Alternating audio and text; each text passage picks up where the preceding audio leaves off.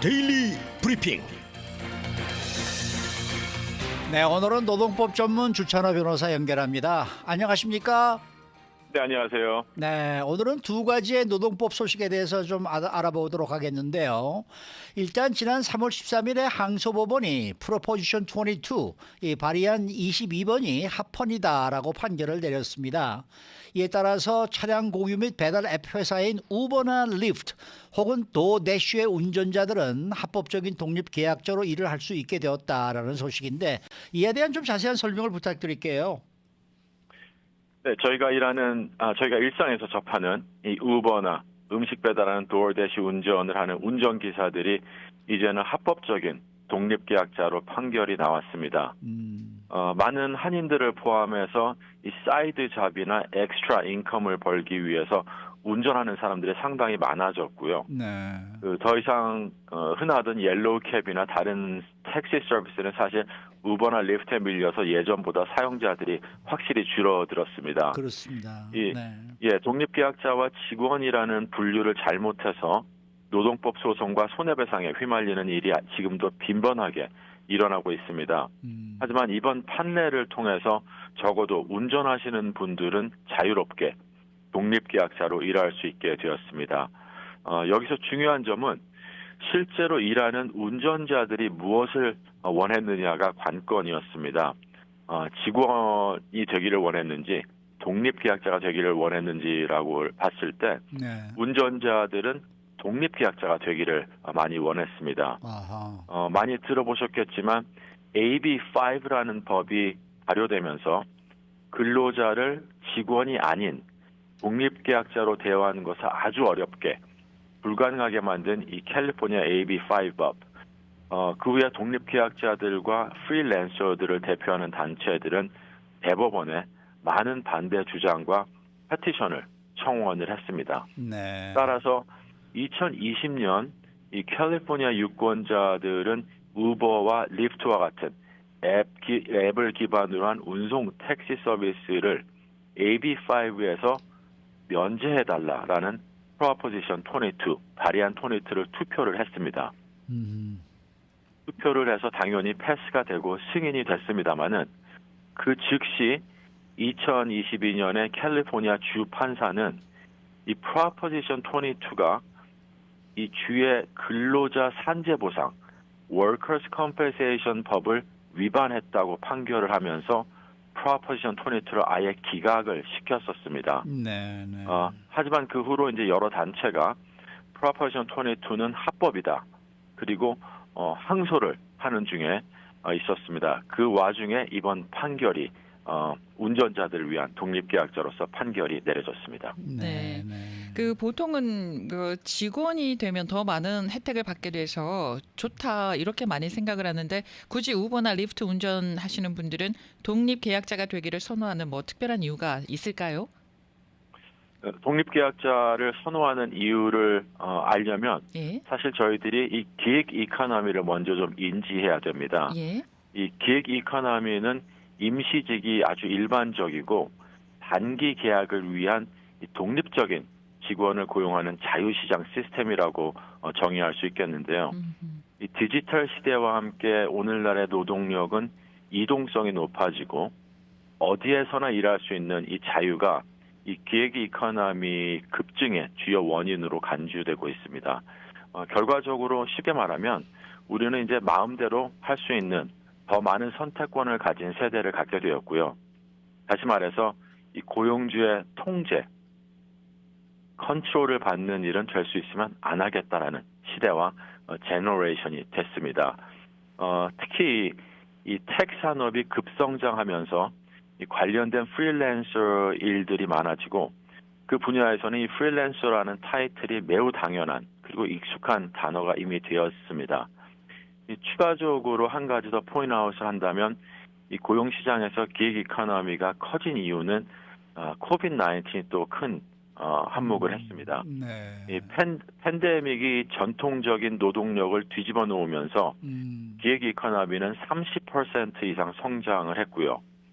이 팬데믹은 정규직 8 to 5 잡을 가진 사람들이 굳이 출근을 안 해도 그리고 반드시 8시부터 5시까지 일을 안 해도 충분히 업무를 잘 수행할 수 있고 사무실에 굳이 들어오지 않아도 외부에서 심지어는 해외에서 일하는 것도 가능하다라는 경험을 하면서 이 일에 대한 업무에 대한 이 멘탈리티가 많이 바뀌어졌다고 볼 수 있겠습니다.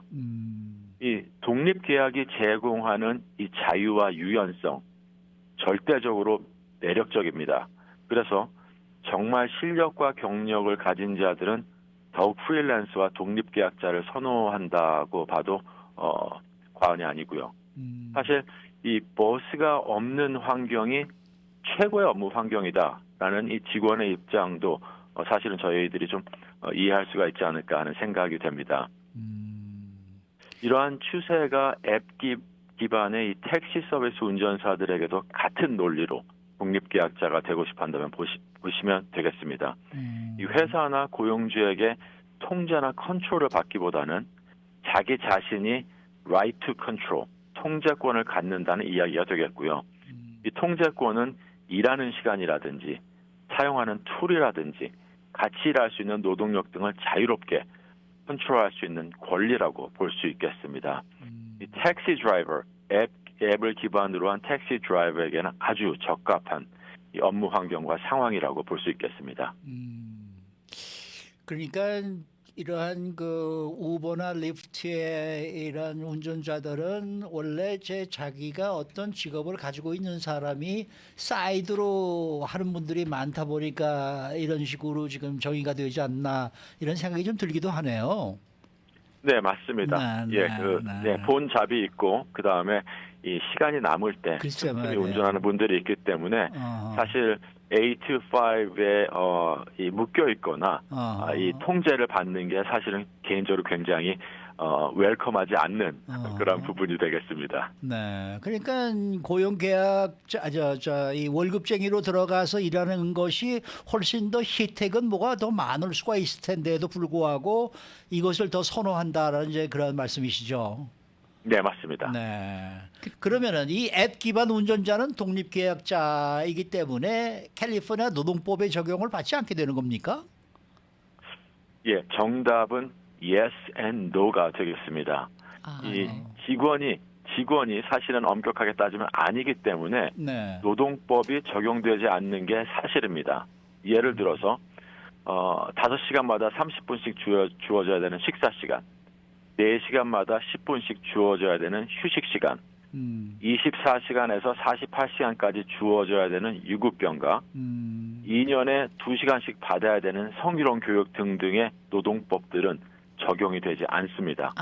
하지만 프로포지션 22는 앱 드라이버들과 그들이 일하는 회사의 특정한 노동 및 임금 정책을 포함하고 있습니다. 아주 굉장히 인트레스팅한 부분입니다. 앱 드라이버들에게만 적용되는 노동법이 만들어졌다고 보시면 되겠습니다.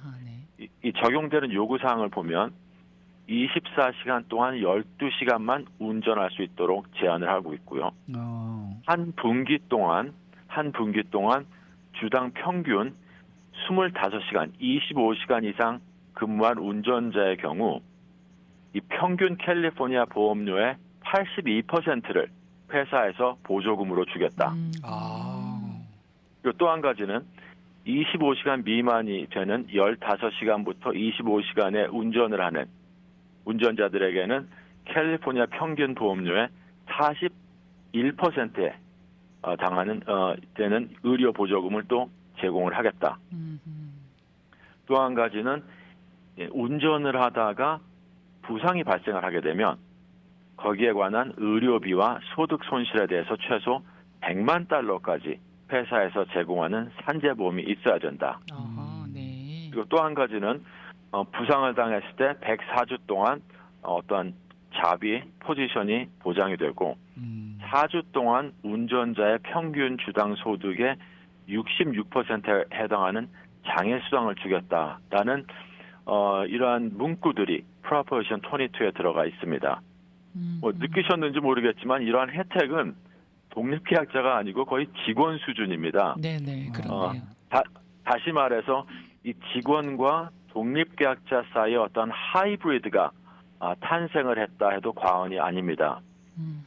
서로 통제를 하거나 받지는 않지만 직원이 반드시 필요한 혜택, 그리고 회사가 당연히 부담해야 될 비용들을 익스체인지할 수 있는 어떻게 보면 굉장히 바람직한 고용 모델이라고 생각이 됩니다.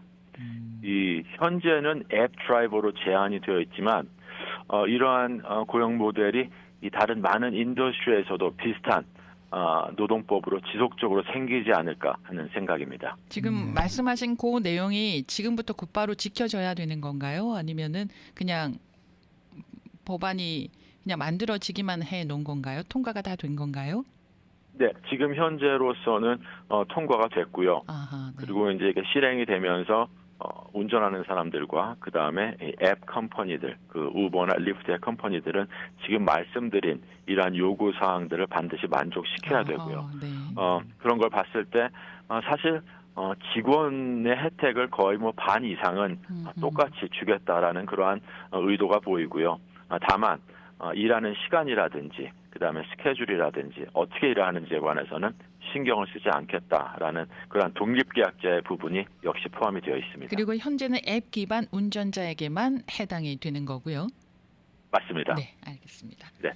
자, 두 번째 노동법 소식인데요. 그 중재 계약에 대한 최종 판결이 내려졌는데 캘리포니아주에서는 중재 합의 계약서가 고용 조건이 될 수 있는가라는 질문입니다.